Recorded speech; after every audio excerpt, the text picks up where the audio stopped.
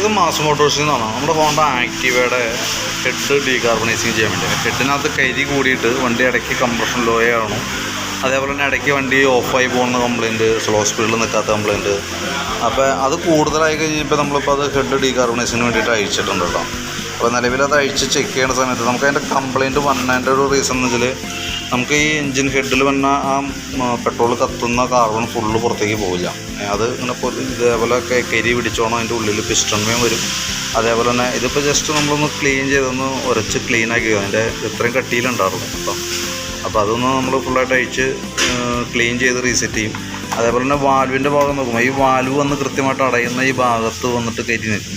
ഈ വാൽവിൻ്റെ കറക്റ്റ് ആ വന്ന് ലോക്കാവണ ഭാഗത്ത് അവിടെ വരുമ്പോഴത്തേക്കും കംപ്രഷൻ ലീക്കായി പോകും. കൃത്യമായിട്ട് അടയില്ല വാൽവ്. അപ്പോൾ അങ്ങനെ വരുമ്പോൾ കംപ്രഷൻ ലീക്കാവും. ഇത് സാധാരണ രീതിയിൽ നമുക്ക് കാർബൺ ഡെപ്പോസിറ്റ് കൂടുതലായിട്ട് വരാമെന്ന് പറഞ്ഞാൽ ഒരു 30,000 കിലോമീറ്ററൊക്കെ ആകുമ്പോഴത്തേക്കും കോമൺ ആയിട്ട് ഇപ്പോൾ ഒരു 100 വണ്ടി എടുത്തു കഴിഞ്ഞാൽ അതൊരു 80 വണ്ടിയിലും ഏകദേശം ഒരു 30,000 കിലോമീറ്ററൊക്കെ ആകുമ്പോഴത്തേക്കും കാർബൺ കൂടുതലായിട്ട് കാണുന്നുണ്ട്. അപ്പോൾ സാധാരണ നമുക്കൊരു 30,000 കിലോമീറ്ററിൽ ഡീകാർബണൈസിങ് ചെയ്യണതാണ് നല്ലത്. ഹെഡ് ഓവറോളിംഗ് എന്നും പറയും, ഡീകാർബണൈസിംഗ് എന്നും പറയാറുണ്ട്. അപ്പോൾ അത് അഴിച്ച് നമ്മൾ ചെയ്യണമെന്ന് വെച്ചാൽ ഈ വാൽവ് സീറ്റ് ചെയ്ത് എടുക്കണം. ഇത് ലേത്തി കൊടുത്തു കഴിഞ്ഞാൽ സീറ്റ് ചെയ്ത് കിട്ടും. പിന്നെ നമുക്ക് ഈ പിസ്റ്റൺ നിലവിൽ ഡാമേജ് ഒന്നുമില്ല. അപ്പോൾ നമുക്ക് ഇതിൻ്റെ ഈ റിങ്സ് മാത്രമായിട്ട് മേടിക്കാൻ കിട്ടും സ്റ്റാൻഡേർഡ്. ഈ മോളിൽ കിടക്കണ ഈ കാണുന്ന വള പോലെ കിടക്കുന്ന ഐറ്റം അതിനാണ് റിങ്സ് എന്ന് പറയാം. അത് മാറ്റിയിട്ട് കഴിയുമ്പോഴത്തേക്ക് നമുക്ക് എൻജിൻ കംപ്രഷൻ കറക്റ്റായിട്ട് കിട്ടും. അത് സ്റ്റാൻഡേർഡ് ഇത് ബോർ ചെയ്യാത്ത പിസ്റ്റണൊക്കെ ആയതുകൊണ്ടാണ് സ്റ്റാൻഡേർഡാണ് അതിപ്പോൾ കിടക്കുന്നത്. നിലവിൽ സിലിണ്ടറിൻ്റെയും പ്രത്യേകിച്ച് സ്ക്രാച്ചോ കാര്യങ്ങളൊന്നും നിലവിലില്ല സിലിണ്ടറിൻ്റെ ബോറിനകത്ത്. അപ്പോൾ ആ റിങ്സ് മാറ്റിയിട്ട് ശരിക്കും പുതിയൊരു എൻജിൻ്റെ അതേ ഒരു പെർഫോമൻസിലേക്ക് വരും ഐറ്റം. പിന്നെ വാൽവും കൂടി സീറ്റ് ചെയ്തേറ്റാൽ റെഡിയാക്കിയാൽ മതി. പിന്നെ എന്ന് വെച്ചാൽ നമുക്ക് അതിന് അഴിച്ച് ചെയ്യുമ്പോൾ നമുക്ക് ഈ ഗ്യാസ്കറ്റ് അതേപോലെ തന്നെ ഹെഡിൻ്റെ മുകളിൽ വന്ന ബീഡിങ് റബ്ബർ, ഈ റബ്ബറൊക്കെ നമുക്ക് രണ്ടാമത് റീയൂസ് ചെയ്യാൻ പറ്റില്ല. ഇത് അതേപോലെ തന്നെ ഇതിൻ്റെ നെറ്റിൻ്റെ ഇവിടെ വന്ന മൗണ്ട് റബ്ബർ ചെറിയൊരു ലീക്കേജോ എന്തെങ്കിലും ഓൾറെഡി ഇപ്പോൾ ഇതുമുണ്ട്. അത് കോമൺ ആയിട്ട് നമ്മൾ അഴിച്ചു കഴിഞ്ഞാൽ ഗ്യാസ്കറ്റുകളൊന്നും തന്നെ നമുക്ക് യൂസ് ചെയ്യാൻ പറ്റില്ല. അപ്പോൾ സിലിണ്ടറിൻ്റെ പിസ്റ്റൺ റിങ്സ് മാറ്റാം, വാൽവ് സീറ്റ് ചെയ്ത് വാൽവ് സീലും മാറ്റി ഗ്യാസ്കറ്റുകൾ മാറ്റി റീസെറ്റ് ചെയ്യുക. അതാണ് മെയിനായിട്ട് ഉദ്ദേശിച്ചത്.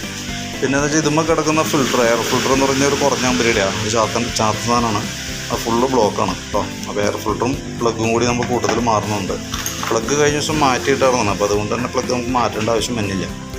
സാധാരണ ചെയ്യുമ്പോൾ എയർ ഫിൽറ്ററും പ്ലഗും കൂടിയാണ് മാറ്റിക്കളയണം. പിന്നെ കാർബറേറ്റർ ഒന്ന് ഫുള്ളായിട്ട് അഴിച്ച് ക്ലീൻ ചെയ്ത് ക്ലീനർ വെച്ച് ക്ലീൻ ചെയ്തതിന് ശേഷം ട്യൂൺ ചെയ്തെടുക്കുക. അത്രയാണ് ഹെഡ് ഓവറോളിങ്ങുമായി ബന്ധപ്പെട്ട് നമുക്ക് വന്നവർക്ക് കേട്ടോ. പിന്നെ ഇതിന് നമ്മൾ എഞ്ചിൻ്റെ ഭാഗം നമ്മളൊന്ന് ക്ലച്ചിനകത്തൊക്കെ ഒന്ന് അഴിച്ച് ചെക്ക് ചെയ്യുന്നുണ്ട്. അപ്പോൾ നിങ്ങൾക്ക് ഈ സൈഡിൽ ചെറിയൊരു ഓയിൽ ലീക്കിൻ്റെ ഒരു പ്രസൻസ് കാണുന്നുണ്ട് ഇവിടെ കണ്ടോ. അപ്പോൾ അതൊക്കെ ഒന്ന് നമ്മൾ ക്ലീൻ ചെയ്തിട്ട് ആ ഓയിൽ സീലൊന്ന് മാറ്റി റീസെറ്റ് ചെയ്യും. ബെൽറ്റിൻ്റെ കണ്ടീഷൻ നോക്കുമ്പോൾ ബെൽറ്റ് നിലവിൽ വേറെ പ്രശ്നമൊന്നുമില്ല കേട്ടോ. നല്ല ബെൽറ്റ് കിടക്കണേ, ഹോണ്ടയുടെ കമ്പനി ബെൽറ്റ് തന്നെ കിടക്കണേ, കംപ്ലൈൻറ്റോ കാര്യങ്ങളൊന്നുമില്ല. പിന്നെ ഈ ക്ലച്ച് യൂണിറ്റ് നമുക്ക് ഇവിടെ നോക്കുമ്പോൾ അത്യാവശ്യം തുരുമ്പാണുണ്ട്. അപ്പോൾ അത് നമുക്ക് ഓൾറെഡി ഇതിൻ്റെ ലേബറിൽ തന്നെ കൊള്ളിച്ച് ക്ലച്ചും കൂടി ഫുള്ളായിട്ട് അഴിച്ച് ഗ്രീസിങ് നടത്തി റീസെറ്റാക്കി തരാം കേട്ടോ. അപ്പോൾ ഞാൻ എൻ്റെ ഏകദേശം ഒരു എസ്റ്റിമേറ്റും കൂടി നോക്കിയിട്ട് എൻ്റെ ഡീറ്റെയിൽസ് ഒന്ന് വാട്സാപ്പിലേക്ക് സെൻഡ് ചെയ്തിട്ടേക്കാം.